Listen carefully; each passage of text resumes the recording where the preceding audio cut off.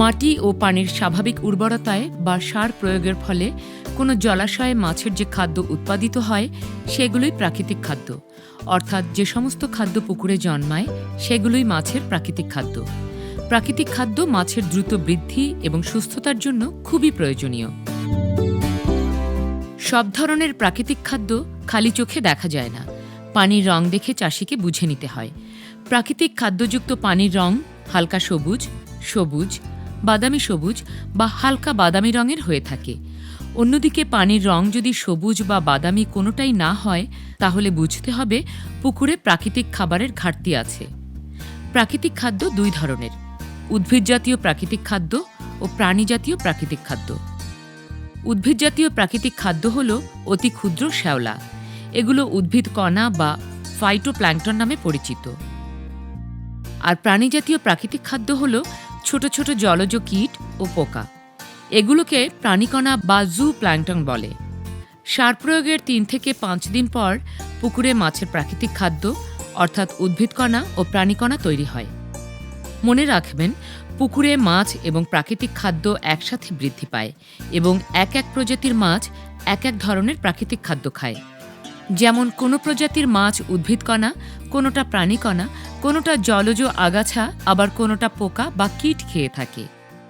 পানির প্রাকৃতিক খাদ্য পরীক্ষার জন্য 4টি পদ্ধতি ব্যবহার করা হয়। 1. সেক্কি ডিস্ক পদ্ধতিতে পরীক্ষা। 2. পানিতে হাত ডুবিয়ে পরীক্ষা। 3. প্ল্যাঙ্কটন নেট দিয়ে পরীক্ষা এবং 4. গামছা গ্লাস পদ্ধতিতে পরীক্ষা। সেক্কি ডিস্ক পদ্ধতিতে পরীক্ষা। এই পদ্ধতির পরীক্ষার জন্য প্রয়োজন 8 থেকে 10 ইঞ্চি ব্যাসের একটি গোলাকার লোহার থালা। আড়াআড়িভাবে সাদা কালো রং করা থালার মাঝখানে ছিদ্র করে বা হুকের সাহায্যে 4 থেকে 5 ফুট লম্বা একটি নাইলনের সুতা লাগানো হয়। থালার কেন্দ্র থেকে সুতার প্রথম 8 ইঞ্চি লাল রং, দ্বিতীয় 4 ইঞ্চি সবুজ রং করতে হবে এবং বাকি 3 থেকে 4 ফুট রং করার প্রয়োজন নেই। এবার রৌদ্রোজ্জ্বল দিনে দুপুর 12টা থেকে 3টার মধ্যে সূর্যের দিকে মুখ করে সেক্কি ডিস্কটি পুকুরের পানিতে ডুবাতে হবে।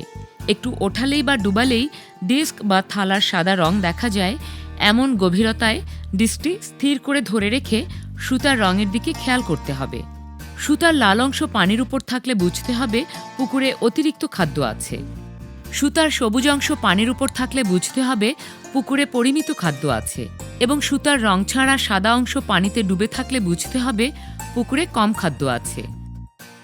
পানিতে হাত ডুবিয়ে পরীক্ষা। পুকুরের পানিতে নেমে সূর্যের দিকে মুখ করে দাঁড়িয়ে পানিতে নিজের হাত খাড়াভাবে কনুই পর্যন্ত ডুবাতে হবে এবং হাতের তালু বা পাতার দিকে দৃষ্টি রাখতে হবে। যদি কনুই পর্যন্ত ডুবানোর আগেই হাতের তালু বা পাতা দেখা না যায় তাহলে বুঝতে হবে পানিতে অতিরিক্ত প্রাকৃতিক খাদ্য আছে। আর কনুই পর্যন্ত ডুবানোর পর যদি হাতের তালু বা পাতা দেখা না যায় তাহলে বুঝতে হবে পানিতে পরিমিত প্রাকৃতিক খাদ্য আছে। অন্যদিকে কনুই পর্যন্ত ডুবানোর পরও যদি হাতের তালু বা পাতা দেখা যায় তাহলে বুঝতে হবে পানিতে প্রাকৃতিক খাদ্যের অভাব আছে। গামছা গ্লাস পদ্ধতিতে পরীক্ষা। এই পদ্ধতিতে পুকুরের 4 থেকে 5 ফুট জায়গার পানি গামছা দিয়ে ছেঁকে গামছার মধ্যে কিছু পানি থাকা অবস্থায় পরিষ্কার কাঁচের গ্লাসে 1 গ্লাস পানি তুলে নিতে হবে। তারপর পানি ভর্তি গ্লাস সূর্যের আলোতে ধরে যদি গ্লাসের মধ্যে পর্যাপ্ত পরিমাণ ক্ষুদ্র প্রাণীকণা দেখা যায় তাহলে বুঝতে হবে পানিতে প্রয়োজনীয় প্রাকৃতিক খাদ্য আছে। মনে রাখবেন, গ্লাস রঙিন অথবা অস্বচ্ছ হলে এই পরীক্ষার সঠিক ফলাফল পাওয়া যাবে না। প্ল্যাঙ্কটন নেট দিয়ে পরীক্ষা। প্ল্যাঙ্কটন নেট হল লোহার তৈরি একটি গোলাকৃতির রিং, যার হাতল লোহার বা কাঠের তৈরি।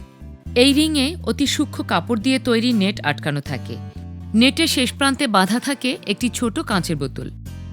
হাতল ধরে নেটটি পানির আধা ফুট নিচে ডুবিয়ে 2 ফুট দূরত্বের মধ্যে একই দিক থেকে পরপর 5 বার টানতে হবে। এবার কাঁচের বোতলের পানিতে কি পরিমাণ প্ল্যাঙ্কটন জমা হয়েছে তা দেখে পানিতে প্রাকৃতিক খাদ্য পরিমাপ করা যায়। মনে রাখতে হবে, ঘোলা পানিতে কোনো পদ্ধতিতেই প্রাকৃতিক খাদ্য পরীক্ষায় সঠিক ফলাফল পাওয়া যায় না। তাই মাটিকণা, পলিকণা বা কোনো জৈব পদার্থের উপস্থিতির কারণে পানি ঘোলা হয়ে থাকলে এই পরীক্ষাগুলো করা যাবে না। আবার পরীক্ষাগুলোর জন্য সূর্যের আলো খুব প্রয়োজন, তাই রৌদ্রোজ্জ্বল দিনে দুপুরের দিকে পরীক্ষা করা উচিত।